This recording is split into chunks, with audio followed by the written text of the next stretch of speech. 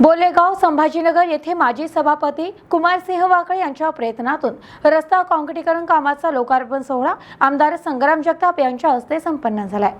बोलेगाव परिसराला ग्रामीण भागाची असलेली ओळख माजी सभापती कुमारसिंह वाकळे यांनी विकास कामातून पुसून टाकली असून शहरीकरणाचं रूप प्राप्त झालंय।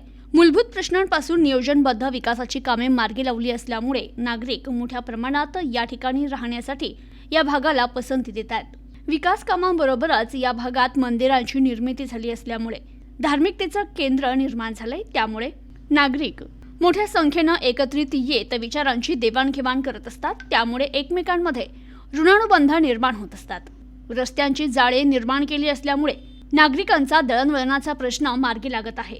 सावेडी गावापासून बोलेगावकडे जाणाऱ्या सीना नदीवरील आरसीसी पुलाचं काम मार्गी लागत आहे। त्यामुळे पावसाळ्यातील पुराच्या पाण्याचा प्रश्नही मार्गी लागणार आहे। विकासात्मक कामे करण्यासाठी सक्षम नेतृत्वाची गरज असते, ती कुमारसिंह वाकळे यांच्या माध्यमातून पूर्ण झाली आहे। त्यांच्यामुळे या भागातील नागरिकांचे संरक्षण करण्याचं काम देखील होत आहे। नागरिकांनी एकत्रित येत परमेश्वर महादेव मंदिर उभं केलं असून भाविकांचं ते श्रद्धास्थान बनलंय, असं प्रतिपादन आमदार संग्राम जगताप यांनी केलंय। अहिल्यानगरमधील बोलेगाव संभाजीनगर येथे माजी सभापती कुमारसिंह वाकळे यांच्या प्रयत्नातून रस्ता काँक्रिटीकरण कामाचा शुभारंभ आमदार संग्राम जगताप यांच्या हस्ते संपन्न झाला। यावेळी अक्षय दुधाळ, विलास जाधव, राहुल शिंदे, विनय अगुले, शंकर कड, विजय खरात, गणेश भडके, अनिल शिंदे, ऋषी कराळे, महेश कराळे, अनिल अनप, मयूर भांबरे, अशोक सावरे, रोहिदास चकाले, वैभव फाळके, महेश फाळके, रघुनाथ ढाकणे, रोहित शिंदे, निलेश सोले, रामनाथ बडे, विराज सोनकुसरे, सुरेंद्र सांगवा, धनराज डाडर, राम अणभुले, राम काळपांडे, अशोक गायकवाड, रामेश्वर गंधारे, जगन्नाथ दुधाळ, शरद शेलार, यश जाधव, राहुल सामृत, कुंदन कुमार, आर्यन वैरागर, घनश्याम कावरे, अर्चना जाधव, शीतल अनाप, स्वाती शिंदे, प्रियंका शिंदे, प्रतिभा दुधाळ, स्वाती सोनकुसरे, अश्विनी जाधव, अनुष्का भांबरे, प्रिया अमृत, राणी पांचाळ, स्वाती डाडर, प्रज्ञा खरात, जया बडे, पूजा फाळके, आरती फाळके, प्रभावती तणपुरे, स्वाती फुगारे, सविता सावरे, राजश्री लवांडे, पूनम बारटक्के, श्रद्धा उंडे, लता कड, शुभांगी लांडगे, राणी ढाकणे, वंदना अहिरे, रेश्मा भडके आदी उपस्थित होते। तर यावेळी बोलताना माजी सभापती कुमारसिंह वाकळे म्हणाले, प्रभागातील विकास कामांचं नियोजन गेल्या 10 वर्षापूर्वी केलं असल्यामुळेच जमिनी अंतर्गत ड्रेनेज लाईन आणि पिण्याच्या पाण्याच्या लाईनचं काम मार्गी लावलंय। त्यानंतर रस्ता काँक्रिटीकरणाची कामं देखील हाती घेतली आहे।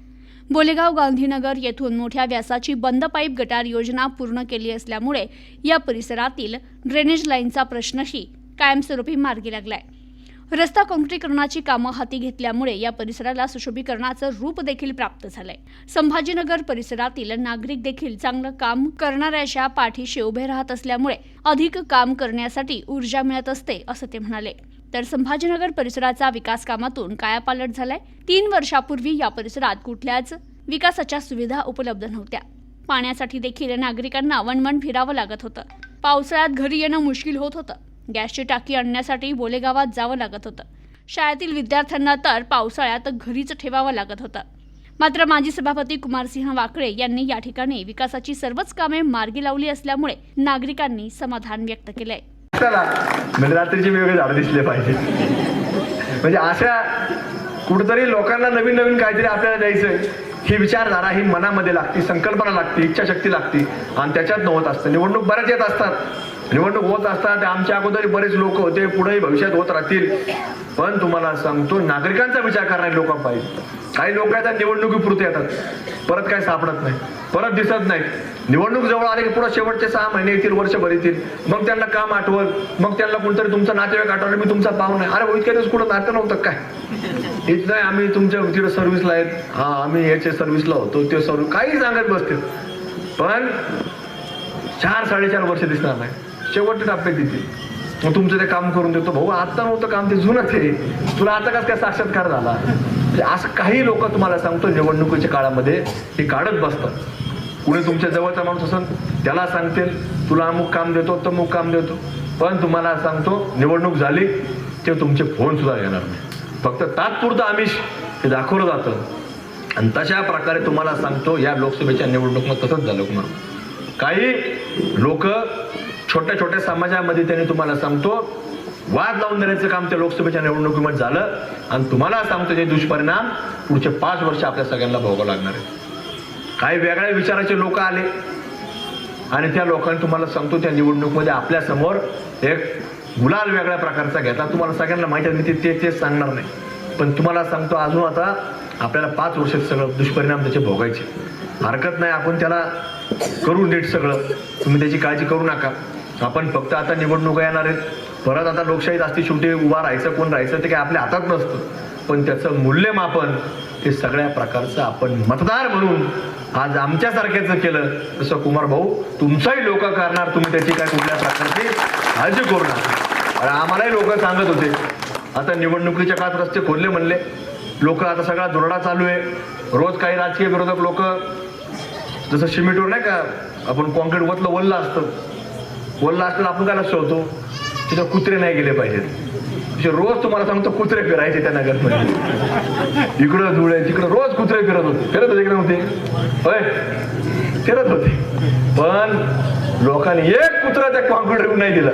त्या लोकांचं सगळं इतकं हुशार लोक, त्यामुळे तुमच्याही कॉन्क्रीटवर एक सुद्धा कुत्रं लोक येऊन देणार नाही. बरोबर आहे की नाही? त्याला काय मोठा दगड नाही मारायचा, छोटा खडा मारायचा, ते कुत्रं पळून जातात.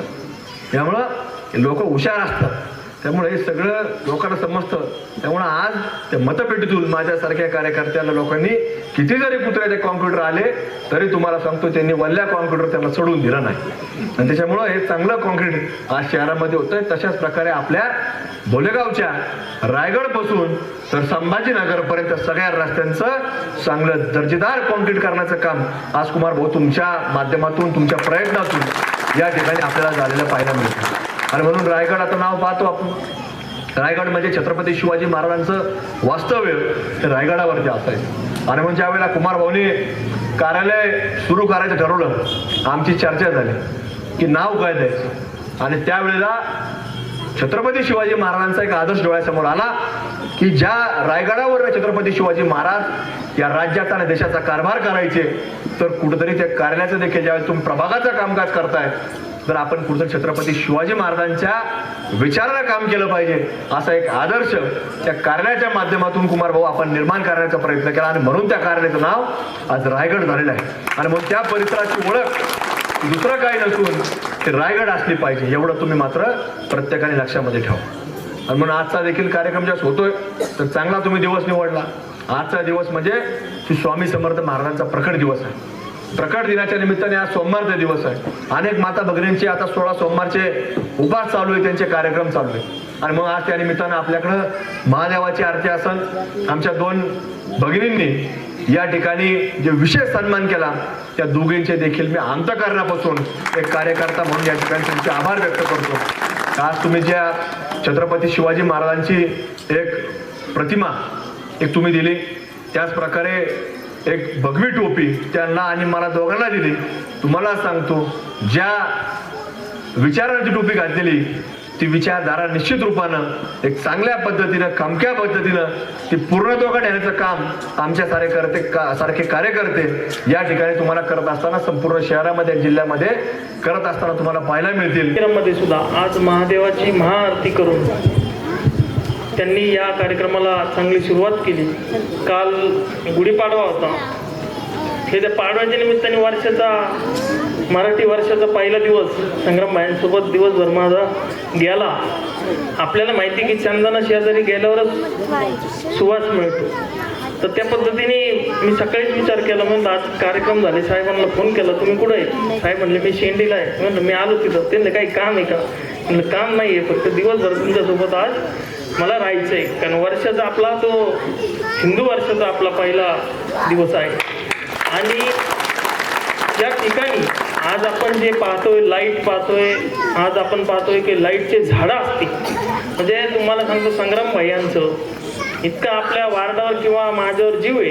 एक तर त्यांच्या वार्डात लाईटचे झाडं आहे, 2 नंबर त्यांनी दिलेत आपल्या प्रभागाला. कारण तुम्हाला सांगतोय नगर शहरामध्ये संग्रामभाईंचा वार्ड आणि आपला वार्ड सोडला तर कुठं दिसणार नाही. याच्यावर त्यांचं आपल्यावर किती प्रेम आहे हे आपल्याला दिसतं. 73 नगरसेवकांमध्ये त्यांनी त्यांच्यानंतर जो वार्ड निवडला तो आपला निवडला. आणि निधीच्या बाबतीत सुद्धा तुम्हाला सांगतो, त्यांच्या वार्डाच्या बरोबरीने त्यांनी आपल्या या प्रभागाला न्याय दिला आहे. यादा मला असं वाटतं की त्यांच्याही पेक्षा 5-10 लाख रुपये निधी त्यांनी आपल्या प्रभागाला कायम जास्त दिलेले. आपल्याला माहिती आहे, आपण ज्या गांधीनगर रस्त्याने जायचो त्या ठिकाणी किती मोठी गटर होती. आज ती संग्रामबायांनी सगळं पाणी रस्त्याला राहायचं आणि त्याच्यामुळं आपला मेन रस्ता गांधीनगरचा सुद्धा खराब व्हायचा. त्या भागामध्ये एकदम वास सुटला होता, माशा झाल्या होत्या. पण आज संग्रामबायांनी आपल्याला 2 कोटी रुपये निधी देऊन आपण भारत विक्री श्रीराम चौक ते डायरेक्ट खारवाड्यापर्यंत ती ड्रेनेज लाईन आपण नेऊ शकलो. आणि त्या ड्रेनेज लाईनचा फायदा असा आहे, आता तुम्हाला वाटत असेल मी ह्या कॉलनीत का सांगतो, विघ्नहर्ता कॉलनीत तिथं ड्रेनेज लाईन टाकली, तर ती ड्रेनेज लाईन आहे ती इतकी महत्वाची, ती मदर लाईन आहे. या सर्व कॉलन्यांचं पाणी त्या ड्रेनेज लाईनला जाऊन मिळणार आहे आणि त्याच वेळेस ते पाणी आपलं खारवाड्याला जाईल. हळूहळू आपल्या या प्रभागाचे प्रश्न, आपल्या बोलेगाव नागापूर भागाचे प्रश्न संग्रामबाईंच्या माध्यमातून आपण त्यांच्या आशीर्वादाने आपण सोडत चाललेलो आहे. आपल्याला माहिती की सीना नदीवरचा पूल होता, इतका महत्त्वाचा पूल संग्रामबायांनी वारंवार, एकदा 2 ते 3 वर्षापूर्वी आम्ही पावसाळ्यामध्ये ज्यावेळेस रस्ता बंद झाला पुराच्या पाण्यामुळे, तर त्यावेळेस संग्रामबायांना आम्ही 2 जण त्या रस्त्याची पाहणी करायला आलो. तर त्यावेळेस मला त्यांनी विचारलं की हा रस्ता वर्षातून किती वेळेस बंद होतो. मी सांगितलं साहेब, ज्यावेळेस बी पाऊस होईल त्यावेळेस 2-3 घंटे 4 घंटे हा रस्ता बंद होतो आणि त्याच्यानंतर आम्हाला बोलेगाव फाट्यामार्गे नगर शहरात जावं लागतं किंवा सावडीत जरी जायचं झालं तरी आम्हाला वळवून त्या ठिकाणी जावं लागतं. त्याच्यानंतर साहेबांनी तो आपला पूल सीना नदीवरचा अतिशय चांगल्या पद्धतीने आणि दर्जेदार आपला आज त्या ठिकाणी तुम्हाला येता जाता जो मनुष्य नगरला सावडीत जात असेल त्यांना तो सीना नदीवरचा पूल दिसतो. आणि या ठिकाणी सुद्धा आपल्याला जो 30 लाख रुपयाच्या रस्त्याचं काम आहे ते संग्रामबाईंनी दिलं. कारण आपल्याला माहिती की या आपल्या प्रभागामध्ये वाढती वस्ती आहे, प्रत्येक लेआउट नवीन कॉलनी होत आहे आणि या ठिकाणी काळी जमीन असल्यामुळं पूर्ण एरिया आपला पावसाळ्यामध्ये बऱ्यापैकी खराब व्हायचा आणि वारंवार त्यांच्याकडं म्हणजे त्यांनी या भागात समजा ते जर या ठिकाणी कार्यक्रमाला आले, इथून जाताना ते एखादी गोष्ट आपल्या इथली बघणार की जी गरजेची आहे आणि ते मनाने आपल्याला सांगतात की हे रस्त्याचं काम टाकून घे. त्या भागामध्ये जास्त नागरिकांचे हाल होत आहे. कारण या ठिकाणी आपल्याला माहिती स्कूल बस येत नव्हत्या, रिक्षावाले भाडं आपलं घेत नव्हते, डायरेक्ट नाही म्हणायचं आहे, इकडे यायचं म्हणल्यावर नाही ते तिकडे सोडून जायचे. गॅसवाले सुद्धा या ठिकाणी टाक्या घेऊन येत नव्हते, रस्त्याला जावं लागायचं मेन रस्त्याला. पण तुमच्यामुळं ही जी अडचण नागरिकांची सुटली त्याबद्दल मी नागरिकांच्या वतीने तुमचे मनापासून आभार व्यक्त करतो. आणि अजूनही म्हणजे तुम्हाला सगळ्यांना सांगायला आनंद वाटतो आणि अभिमान सुद्धा वाटतो की मोठे मोठे रस्ते आज जर बघितलं आपण रायगड चौकातून तर डायरेक्ट कातोऱ्यांच्या गॅस गोडाऊन पर्यंतचा रस्ता सुद्धा संग्रामबाईंनी आपल्याला 1 कोटी रुपयाचा रस्ता तो दिलाय, तो तयार सुद्धा झालाय, फक्त त्याचं उद्घाटन करायचं आपलं बाकी. आता आपल्या उद्यान बसला रोड दत्त मंदिराचा तो सुद्धा तयार होऊन झालेला आहे. त्यांची जशी तारीख येईल तसं आपण त्याचं सुद्धा उद्घाटन करणार आहोत. कातोरी वस्तीवरचा रस्ता असेल किंवा चैतन्य क्लासिक ते आंबेडकर चौक हा कॉन्क्रिटीकरणाचा रस्ता असेल, हे सगळे रस्ते आपण विरोधकापर्यंत भूल थापा न देता आपले प्रत्यक्षात कामं सुरू आहेत. आणि याच्यापूर्वीचे नेते आपल्याला माहिती आहे 25 वर्षापूर्वी ते सर्वजण म्हणजे सांगायचे विकास ही प्रक्रिया आहे, पण ती प्रक्रिया नाही, ती क्रिया आहे, ती केल्याशिवाय विकास होत नाही. Bureau report news today 24 Ahilyanagar.